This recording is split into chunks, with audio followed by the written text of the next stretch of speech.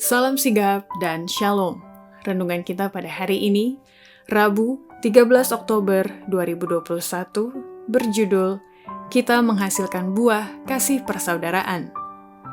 Ayat intinya terdapat di dalam Yohanes 15 ayat 8. Dalam hal inilah Bapa-Ku dipermuliakan, yaitu jika kamu berbuah banyak, dan dengan demikian kamu adalah murid-murid-Ku.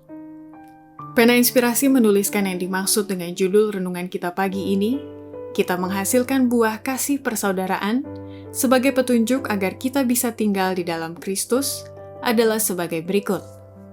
Pertama, orang yang menghasilkan buah kasih persaudaraan menjadi bukti bahwa Tuhan tidak akan pernah meninggalkan utusan-utusannya yang setia.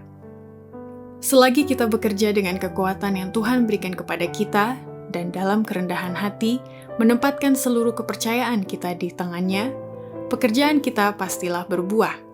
Usaha-usaha kita yang tekun untuk membawa jiwa-jiwa kepada pengetahuan akan kebenaran, pada saat ini akan didukung oleh malaikat-malaikat kudus dan banyak jiwa akan diselamatkan.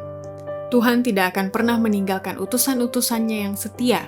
Ia mengirimkan kepada mereka bantuan perwakilan surga dan menyertai pekerjaan-pekerjaan mereka dengan kuasa Roh Kudus-Nya untuk meyakinkan dan mengubahkan.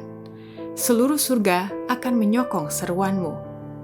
Kedua, orang yang menghasilkan buah kasih persaudaraan menunjukkan bukti bahwa benih orang itu sudah mulai berakar dan buahnya hanya untuk kepujian bagi Allah. Benih yang baik yang telah ditaburkan itu mungkin jatuh di hati yang dingin, duniawi, dan mementingkan diri sendiri, tanpa menunjukkan bukti bahwa benih itu mulai berakar. Tetapi sering Roh Surga bekerja di dalam hati yang demikian, dan menyirami hati itu dengan embun surga, dan benih yang lama telah tersembunyi itu mulai tumbuh dan akhirnya berbuah hanya untuk kepujian bagi Allah.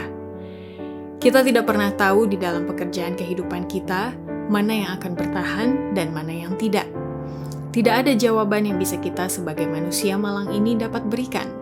Kita harus mengerjakan pekerjaan kita sekarang dan biarkan Allah yang mengurus hasilnya. Ketiga, orang yang menghasilkan buah kasih persaudaraan akan membuktikan biji yang ditanam berbuah karena jiwa-jiwa itu berharga di pandangan Allah. Ada berbagai jenis pekerjaan yang akan dikerjakan. Jiwa-jiwa berharga di pandangan Allah, didiklah mereka, ajarlah mereka pada waktu mereka merangkul kebenaran, bagaimana memikul tanggung jawab.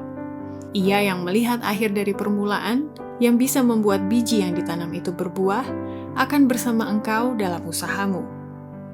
Keempat, orang yang menghasilkan buah kasih persaudaraan akan selalu mengajarkan jalan Allah sebagai jalan yang terbaik untuk pikiran agar dapat memperoleh kekekalan. Ajar seperti cara Yesus mengajar. Pelajari teladannya, metode mengajarnya. Dia mengkhotbahkan hanya sedikit khotbah, tetapi kemanapun dia pergi, orang banyak datang untuk mendengar arahan darinya. Sekarang, jalan Allah adalah jalan yang terbaik. Untuk mengesankan pikiran, poin demi poin, kebenaran yang harus mereka ketahui untuk kekekalan. Kiranya tanah hati disiapkan, dan benih yang telah ditanam dapat bertumbuh dan berbuah. Demikianlah renungan kita pada hari ini. Kiranya Tuhan memberkati kita semua.